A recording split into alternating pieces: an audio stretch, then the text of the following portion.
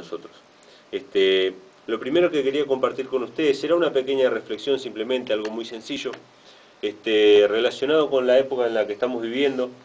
Hemos llegado a la época de las festividades navideñas y no podemos dejar pasar, no podemos con nuestro silencio de alguna u otra manera aprobar o no dejar de amonestar al pueblo, sobre todo al pueblo creyente, al pueblo de los que son seguidores de Yahshua, del Mesías. Más allá de la denominación a la que pertenezcan, Yahweh siempre habla a nuestros corazones y habla a nuestras mentes, a nuestra razón, para que tomemos conciencia de las cosas de las cuales somos partícipes en cada momento, no solamente una vez al año, sino cada Shabbat, cada semana, cada día.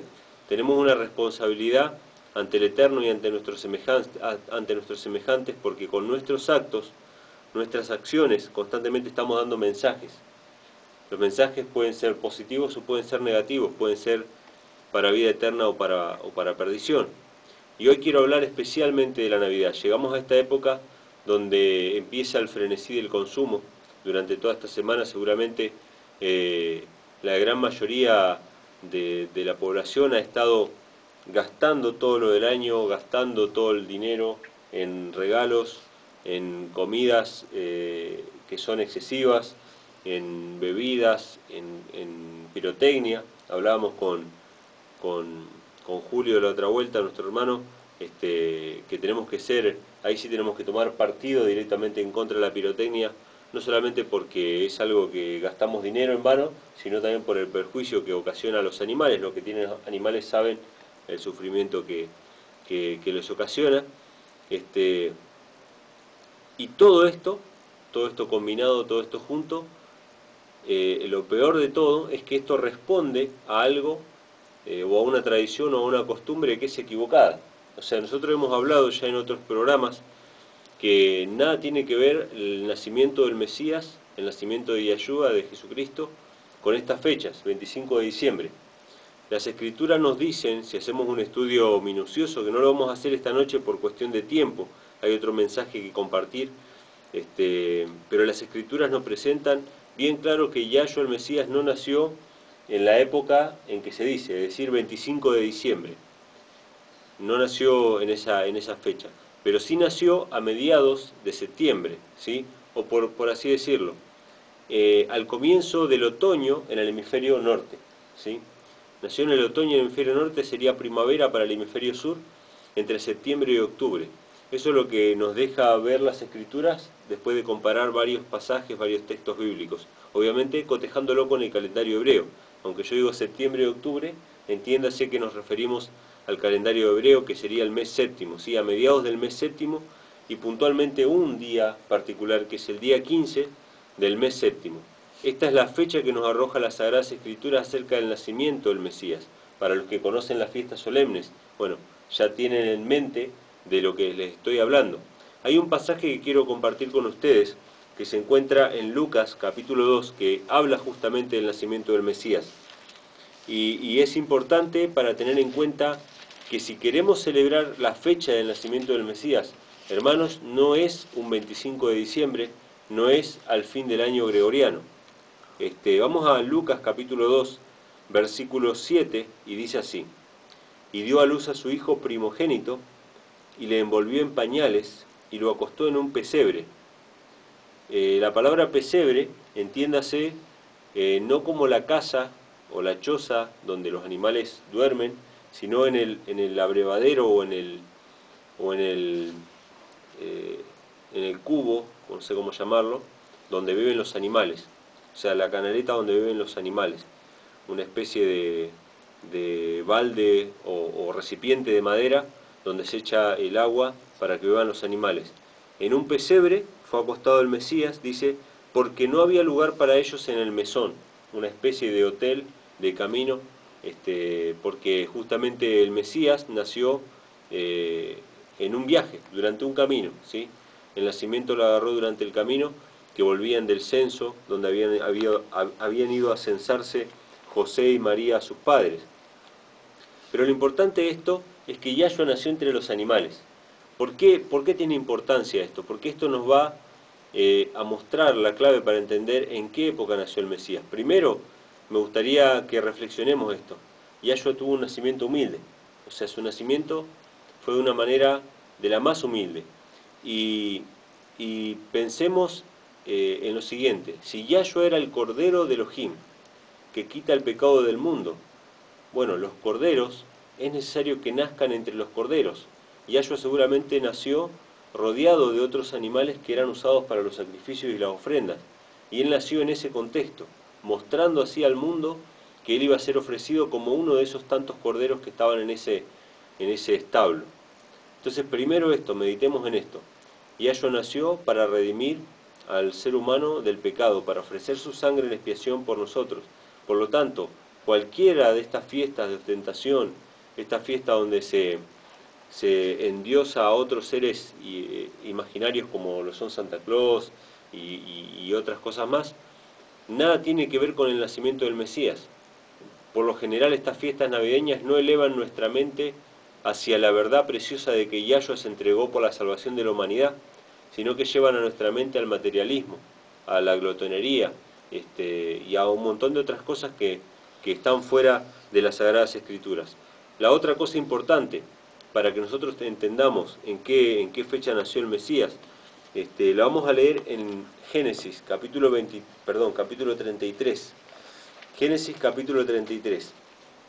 Y vamos a entender ahí claramente, o por lo menos a los que les gusta estudiar, van a tener la punta del ovillo para seguir investigando un poco más.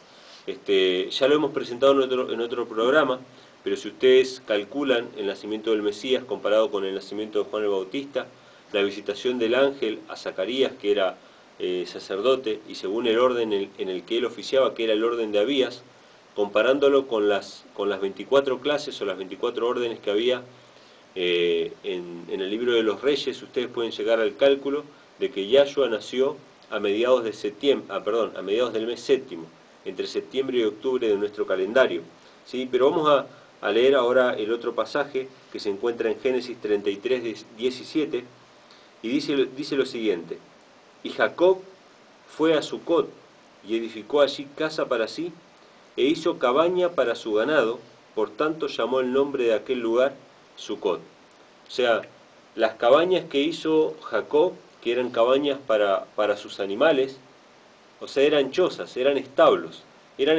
similares al establo en el que nació Yahshua el Mesías. Y dice que llamó ese lugar el nombre de esas cabañas, de esas chozas, que es Sucot. O sea, en hebreo, Suka significa cabaña, y en plural es Sucot, ¿sí? Cabañas o chozas. Entonces, hermanos, vemos que Yahshua nació en una suca. Nació en una suca porque nació justamente en la fiesta de Sucot. No voy a leer ahora, pero ustedes pueden leer en Levítico capítulo 23, que dice que en el séptimo mes, al día 15, los hijos de Israel fueron ordenados por Yahweh construir chozas, construir cabañas, sucas, los Sucot. ¿Para qué? Para recordar la salida de Egipto, que eran peregrinos sobre la tierra y que iban a la patria celestial, a la tierra nueva, a la tierra prometida. Y justamente esta suca, este tabernáculo, es el templo en el cual Yahshua vino a morar. Bajó desde el cielo para morar en un tabernáculo humano, en un cuerpo humano como el que tenemos nosotros. Y desde ese lugar, desde esa condición, mostrarnos a cada uno de nosotros cuál es el camino de la salvación. Entonces, hermanos, vemos que nosotros tenemos un tabernáculo. Dice la Escritura que nuestro cuerpo es templo del Espíritu. O sea, Yahshua quiere vivir en nosotros también como tabernáculo. Pero Él vino a la tierra y moró en un tabernáculo que era justamente su cuerpo. Y nació en la fiesta de los tabernáculos, en la fiesta de las cabañas, en la fiesta de Sucot. Nada tiene que ver esta fecha, 25 de diciembre, con el nacimiento del Mesías. Es más, si nosotros navegamos un poco en la historia, vamos un poco a alguna enciclopedia que habla acerca de la misma religión babilónica, se encuentra el 25 de diciembre como fecha clave del nacimiento del dios solar o del dios Tamuz. También los dioses egipcios, algunos de los dioses egipcios, tienen como fecha importante el 25 de diciembre, que no es ni más ni menos que el equinoccio vernal en el hemisferio norte, es decir, el día más corto del año. Según la mitología antigua, el sol, a medida que iba transcurriendo el año, los días se iban haciendo cada vez más cortos. Por lo tanto, el sol tenía cada vez menos tiempo de vida, según su entendimiento. Entonces, el 25 de diciembre era el día más corto del año. El 25 de diciembre el sol moría y volvía a renacer. Y a partir del 25 de diciembre los días empezaban a hacerse cada vez más largos. Por lo tanto, era el cumpleaños o el nacimiento y resurrección del dios solar. O sea, eso se ha celebrado siempre así. De hecho, en cada uno de los ornamentos navideños podemos encontrar nosotros referencias al dios solar, tanto en la estrella que aparece en la cúspide del árbol de Navidad, como el mismo árbol. El árbol de Navidad, que es un pino, un árbol perenne, se lo considera un árbol bendito porque es tocado por el dios Sol. ¿Por qué? Porque en las culturas nórdicas, tanto entre los celtas como también en Babilonia, mucho antes, se consideraba a los árboles perennes y a los arbustos perennes como el muérdago y como el pino, plantas que eran bendecidas por el dios Sol porque podía pasar todo el invierno, se moría toda la vegetación, sin embargo los pinos permanecían verdes. Por lo tanto el dios Sol los había bendecido y de esa manera mostraba su poder. Y era adorado el dios solar poniendo un pino, ¿sí? Y adornando a este pino cada 25 de diciembre. Y esta costumbre pagana fue adoptada por el cristianismo, por el falso cristianismo.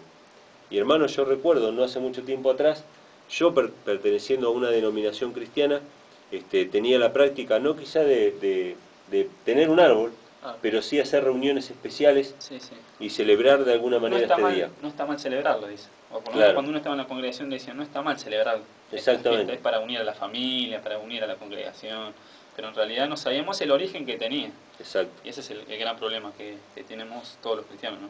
Tenemos que revisar esta fiesta. Exactamente. Está en nuestro corazón, en nuestra conciencia, obviamente, cómo vamos a enfrentar estas fiestas navideñas. Yo, obviamente, si hay hermanos que han armado su árbol de Navidad, obviamente, el consejo obviamente es no tenerlo, sabiendo nosotros el origen que tiene. O sea, es un origen pagano. Satanás se ha hecho pasar por diferentes dioses a lo largo de la historia, y esos diferentes dioses han tenido sus símbolos, han tenido sus manifestaciones artísticas, sus manifestaciones simbólicas, y nosotros hemos adoptado esos símbolos como si fueran cristianos, sin darnos cuenta de que en realidad nada tenía que ver con la fe hebrea, con la fe del Mesías, de Yahshua, sino que venía directamente del paganismo. ¿Sí? Por lo tanto, estas fiestas que tenemos por delante, tenemos que orar para no participar de algo que quizá no esté dando gloria al Eterno, ¿verdad? Nosotros siempre estamos en contra de las tradiciones, ¿no? De todas las tradiciones de hombres. Y esto es una tradición que alejó al cristianismo de la verdad de las escrituras. Exacto. Entonces, es algo increíble, ¿no? Porque siempre el problema son las tradiciones. Exacto. Así que bueno, hermanos, vamos a estar orando los unos por los otros. Ustedes oren para que el Padre le dé sabiduría, no solamente para ustedes abstenerse de ciertas prácticas que son paganas, son desagradables a los ojos del Eterno, sino también para compartir con otros la verdad del verdadero Evangelio, la verdad acerca de la Navidad bíblica. ¿Cuál es la Navidad bíblica? La natividad bíblica, el nacimiento del Mesías. No fue un 25 de diciembre, pero sí fue en una fiesta solemne, una de las fiestas de Yahweh. Hay un solo objetivo por el cual Satanás ha levantado fiestas paganas. Hay un solo objetivo por el cual Satanás ha levantado sus propias fiestas a lo largo de todo el año, que es opacar o destruir o competir con las fiestas establecidas por Yahweh, el Eterno, en su palabra. Y una de esas fiestas justamente es la fiesta de Sukkot, la fiesta de las cabañas. A continuación, hermano, vamos a escuchar un tema musical, el segundo tema, y después vamos a volver para continuar con el estudio bíblico acerca de las amonestaciones de Pablo a los Efesios y a los Filipenses. Muy bien, retomamos entonces el estudio y queríamos compartir un pasaje más que nos llamó recién nuestro hermano Alonso para compartirnos un versículo que realmente viene justo con lo que estamos hablando acerca de que si queremos rendir culto, homenaje a nuestro Salvador y a su nacimiento, hay una fiesta que es la fiesta de las cabañas, la fiesta de Sukkot, y no 25 de diciembre, la Navidad que se nos ha enseñado desde el paganismo. Y bueno, nuestro hermano nos comparte un pasaje que se encuentra en Zacarías capítulo 14, versículo 16, anótenlo porque realmente está muy bueno y tiene justamente que ver con esto que estamos hablando. Se encuentra en Zacarías 14, 16, y dice lo siguiente: todos los que sobrevivieron de las naciones, los que vinieron contra Jerusalén, subirán de año en año para adorar al Rey, a Yahweh de los ejércitos, a celebrar la fiesta de los tabernáculos. Fíjense, ¿no? Dice que subirían año a año para adorar al Rey, ¿sí? Como hicieron los sabios de Oriente que fueron a adorar al Rey.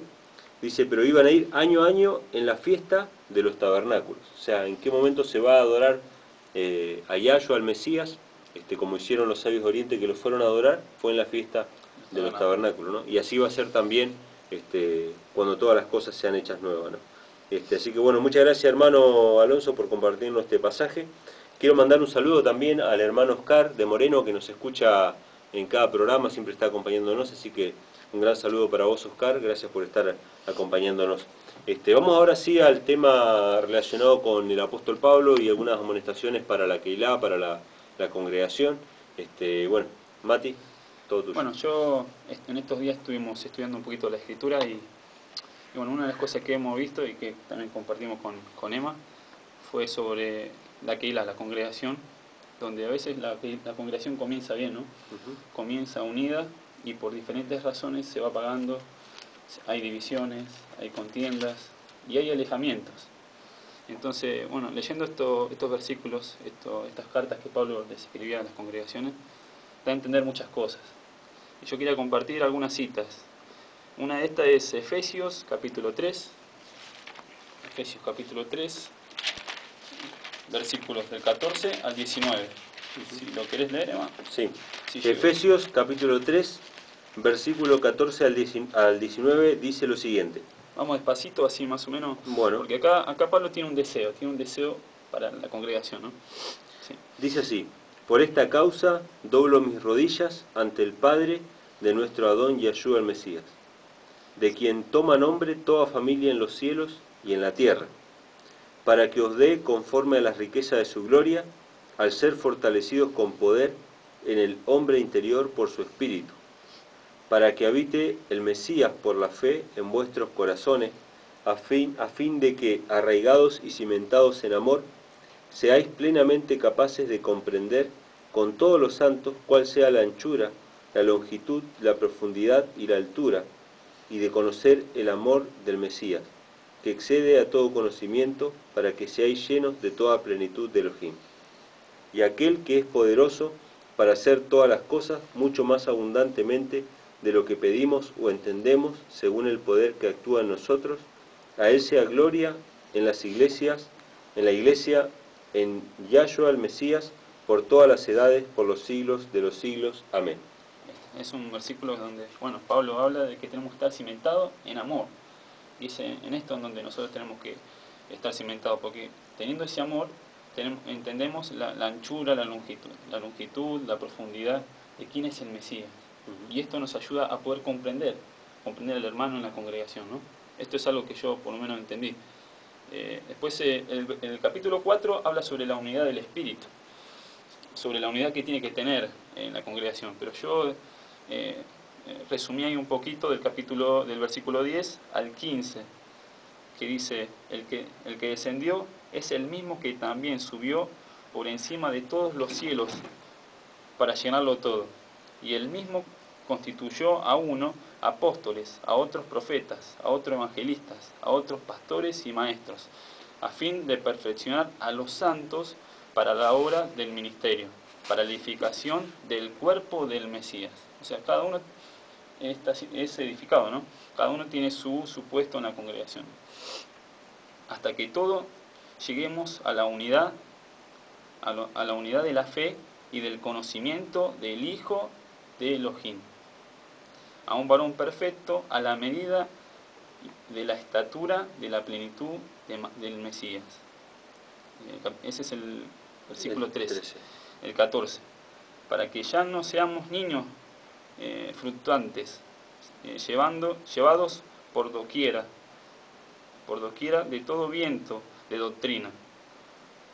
Que dice por estratagema de hombres que para engañar emplean con astucia las artimañas del error, sino que sigamos la verdad en amor, crezcamos en todo en aquel que es la cabeza, esto es el Mesías. O sea, dando a entender de que tenemos que apoyarnos en el Mesías y que cuando vamos creciendo en ese amor, en esa plenitud, estamos fuertes y no caemos en errores, ¿no? Bueno, hay una cosita que quería destacar que está en el versículo 11 que dice: asimismo él constituyó a unos apóstoles, o sea, enviados, ¿no? Como si fueran personas enviadas, claro, que van a diferentes lugares, a otros profetas, o sea, que reciben cierta revelación, a otros evangelistas, ¿sí? Tienen su particularidad también, a otros pastores que se encargan de un rebaño en particular, y maestros, dice, a fin de perfeccionar a los santos para la obra del ministerio, para la edificación del cuerpo del Mesías. Todos tienen un talento, pero ¿para qué? Para el fin de la edificación de la congregación. No es para exaltar a una persona, para tener un líder en una congregación. Es para un solo fin, la edificación. Entonces eso es una de las cosas que tenemos que entender, ¿no? Y una cosa más que también me parece importante, que dice que todo esto es para que ya no seamos niños fluctuantes llevados por cualquier viento de doctrina. O sea, una de las cosas que nosotros tuvimos que enfrentar y que constantemente tenemos que enfrentar como congregación, que no tenemos un credo establecido o una serie de doctrinas como regla de fe, sino que la Escritura sola, son todos los vientos de doctrina. ¿Y cómo se han de enfrentar? Bueno, una de las cosas que se menciona acá es la unidad en verdad y en amor. Y esas son dos cosas, porque el amor incluye un montón de aspectos, tolerancia, paciencia, etcétera. Pero también está la verdad. ¿Cómo hacer, no, mantener la verdad en el amor? O sea, a veces cuesta y a veces uno cae en la intolerancia, ¿no? Y obviamente tratando de defender su verdad deja de lado el amor. Y a veces otro con el amor deja pasar cualquier viento de doctrina. Entonces, ¿dónde se encuentra el equilibrio, ¿no? Esto es lo que trata, me parece, el apóstol Pablo de destacar, ¿no? Bueno, tengo más versículos. Tengo el capítulo 5 de Efesios, del 11 al 20.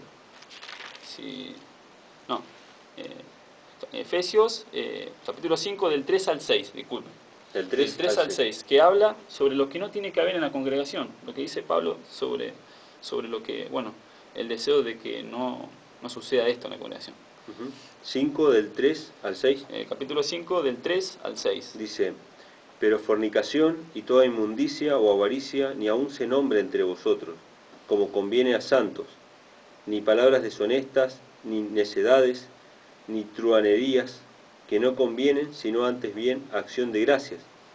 Porque sabéis esto, que ningún fornicario o inmundo o avaro, que es idólatra, tiene herencia en el reino de Cristo y de Dios, o sea, del Mesías y de Elohim. Así es. Nadie os engañe con palabras vanas, porque por estas cosas viene la ira de Elohim sobre los hijos de desobediencia. Sí. Que nadie nos engañe con palabras vanas. No tiene que haber pecado en la congregación. Tiene que haber en los santos tiene que haber una unidad en santidad y no tienen que estar estas cosas, ¿no? Y sigue, todo el capítulo, versículos 7, 8 y 9 sigue, dice: y no seáis pues partícipes con ellos, porque en otros tiempos eran tinieblas, mas ahora son luz en el Señor, andando como hijos. No tenemos que andar ya como éramos, y no participen en las obras infructuosas de las tinieblas, sino más bien reprenderlas. O sea, las tenemos que reprender. Si vemos estas cosas en la congregación, las tenemos que reprender, no las podemos dejar pasar. Versículo 12. Porque vergonzoso es aún hablar de lo que ellos hacen en secreto, mas todas las cosas, cuando son puestas en evidencia por la luz, son hechas manifiestas, porque la luz es lo que manifiesta todo. Por lo cual dice: despiértate, tú que duermes, y levántate de los muertos, y te alumbrará el Mesías. Versículo 15. Mirad pues con diligencia cómo andéis, no como necios, sino como sabios. O sea, no como necios, sino como sabios. 16. Aprovechando bien el tiempo, porque los días son malos. El 17. Por tanto, no seáis insensatos, no seamos insensatos, sino entendidos del cual sea la voluntad del Adón. tenemos que ser entendidos, no insensatos, siempre ahí, estando en espíritu en la congregación, ¿no?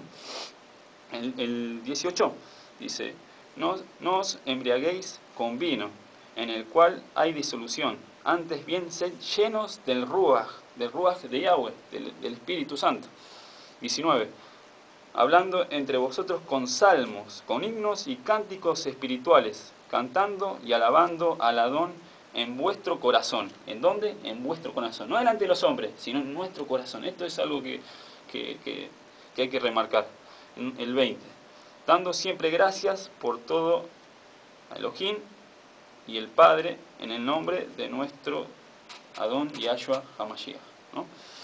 Tengo dos citas más que también hablan un poco más así de la congregación, que es Filipenses, capítulo 1, del 27 al 30, si lo querés leer además. Sí, una cosita que remarco del pasaje, los pasajes que leímos recién, sí. En el versículo 11, en el 5:11, que decía, no participéis en las obras infructuosas de las tinieblas, sino más bien reprendedlas, ¿no? Sí. Esto un poco lo que hablamos al principio acerca de la fiesta de la Navidad, ¿no? Yo quiero remarcar que tiene que ver, porque nosotros podríamos agarrar y decir, bueno, nosotros no participamos, ¿no?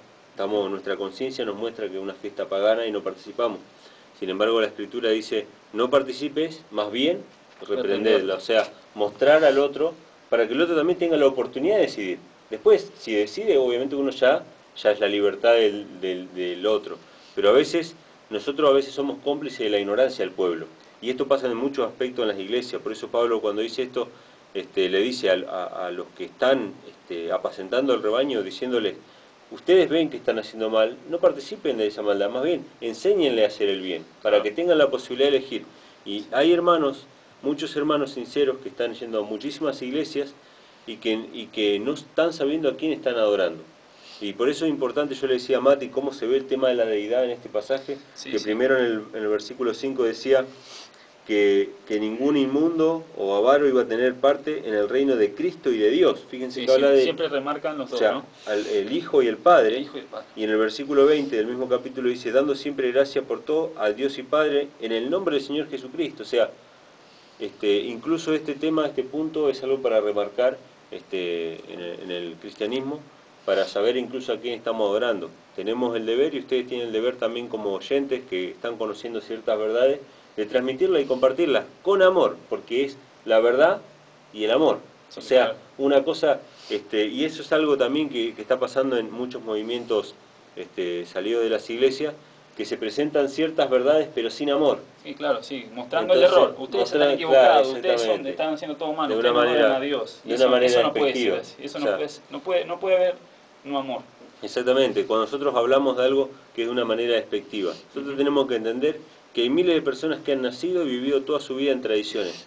Por lo tanto, esas tradiciones se convierten en una verdad, en un estilo de vida para ellos y para su mente. Entonces, tenemos que tener el amor suficiente y la valentía para correr el riesgo de ser rechazado, pero presentarlo con amor, ¿no? Entonces, realmente son muy importantes estos pasajes, ¿no?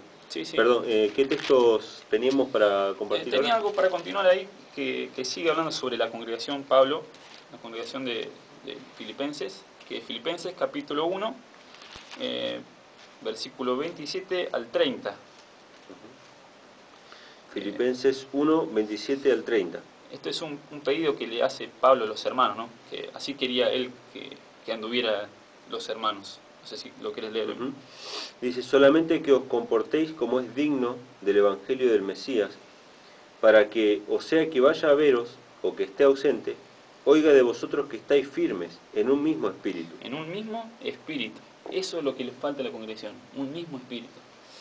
Combatiendo unánime por la fe del Evangelio, y en nada intimidados por los que se oponen, que para ellos ciertamente es indicio de perdición, mas para vosotros de salvación, y esto de Elohim.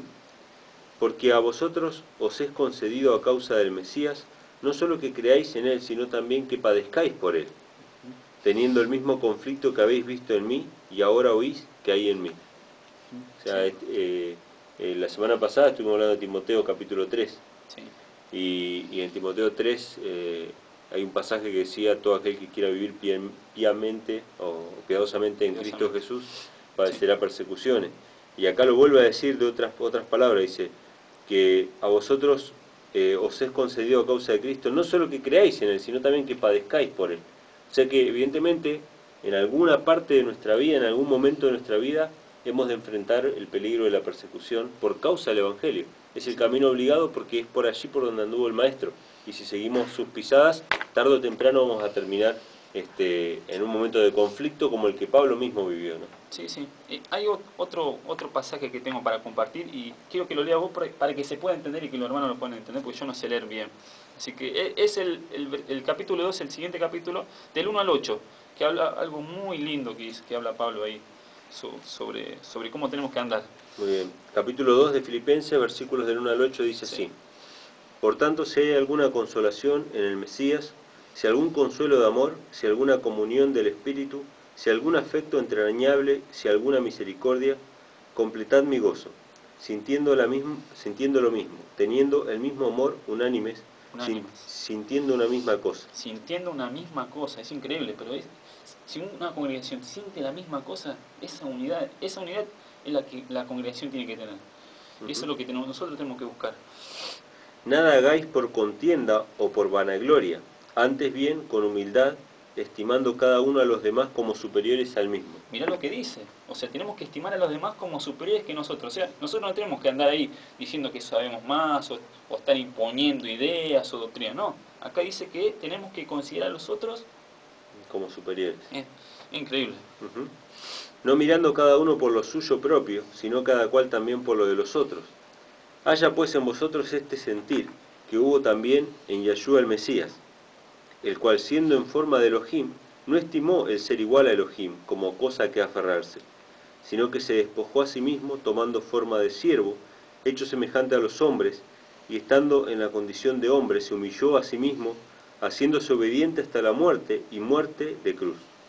Increíble. Por lo cual Elohim también le exaltó hasta lo sumo y le dio un nombre que es sobre todo nombre, para que en el nombre de Yahshua se doble toda rodilla de los que están en los cielos y en la tierra y debajo de la tierra, y toda lengua confiese que Yahshua el Mesías es el Adón para gloria de Elohim el Padre. Increíble, ¿no? Increíble lo que decía Pablo, ¿no? Y esto es una de las cosas que nosotros tenemos que poner en práctica. Parece que es algo que nosotros tenemos que revisar y les pido a los hermanos que lo puedan leer, que puedan revisar estos pasajes. Tengo un pasaje más, uno último. Capítulo 3, del 11 al 20. Del 11 al 20. Del 11 al 20. Capítulo 3, del 11 al 20.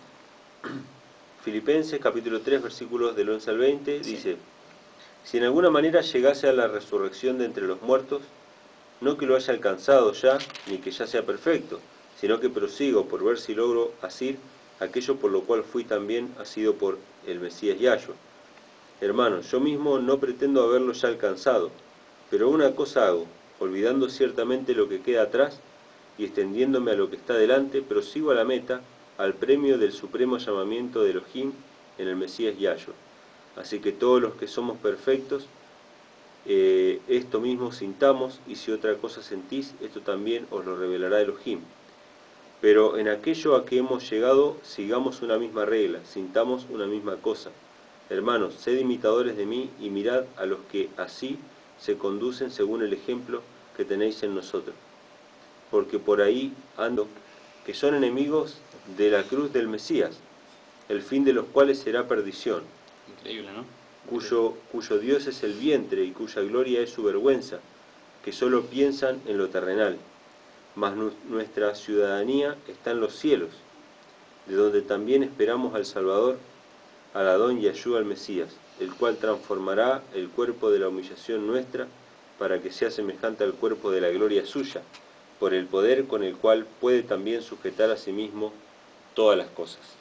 Increíble, ¿no? Porque Pablo le llama enemigos a muchos de los creyentes que se oponían, ¿no? Porque dice que lloraba por ellos y que bueno, que ellos seguían a sus dioses, que eran sus vientres, que ellos seguían sus pasiones, y que realmente los seguidores del Mesías esperan al Mesías en un reino celestial, ¿no? Sí, fíjate que interesante, porque dice cuyo Dios es el vientre y cuya gloria es su vergüenza, y yo entiendo que se refiere al sexo, ¿no? O sea, a las partes íntimas, ¿no? Dice que solo piensan en lo terrenal. O sea, cuando habla de lo pecaminoso, se refiere a lo terrenal. Dice, más nuestra ciudadanía está en los cielos, de donde también esperamos al Salvador, el Adón y Yeshua, ¿no? O sea, donde tiene la mirada puesta el apóstol Shaul, ¿no? Sí, yo más que nada con este pequeño estudio, son citas humildes, ¿no? Pero yo rescato estas pequeñas características de cómo tenemos que ser en la congregación y pedirle a todos los hermanos, de todas los mesiánicos, todas las congregaciones que buscan unidad, que busquemos revisar y que pidamos perdón, pidamos disculpas y que seamos humildes y que busquemos practicar estos versículos, que revisemos y estudiemos la Escritura y que siempre la Escritura esté por encima de todo, eso seguro. Pero si decimos ser salvos y que creemos en el Mesías, tenemos que amar, tenemos que ser pacientes y si queremos enseñar o corregir al hermano, siempre en amor y esperando en los tiempos de Yahweh, no en nuestros tiempos, en los tiempos de Yahweh. Así que mi deseo es ese, sí. Y no solamente esto, sino que también quiero dar un mensaje a los hermanos que si alguna vez yo tuve algún error, alguna falta, yo le pido perdón, yo no soy una persona santa. Entonces todos tenemos errores, pero lo mejor que podemos hacer es pedirnos disculpas y volver a comenzar. Erramos, somos personas pecaminosas y lo que podemos hacer es humillar al diablo, ponerle encima la Escritura y empezar a practicar estos versículos. Muy bien, muchas gracias Mati por este mensaje que has compartido con todos los hermanos, con todos los oyentes. Esperamos que le haya sido de bendición esto que hemos compartido en esta noche. Vamos a ir ya terminando por hoy, vamos a dar los números de teléfono para los que se quieran comunicar.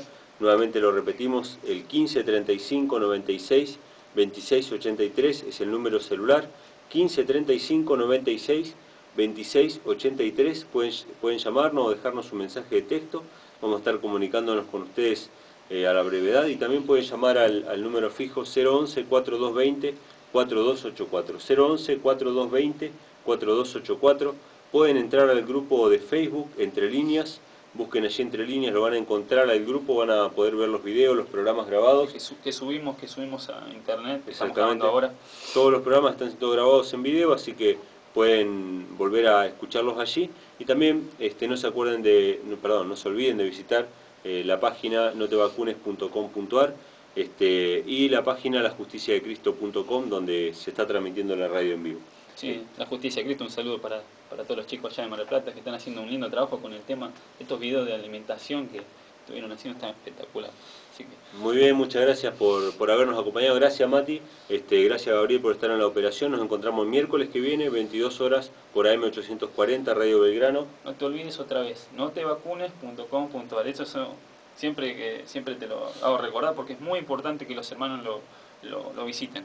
Muchas gracias por habernos acompañado, que Dios bendiga.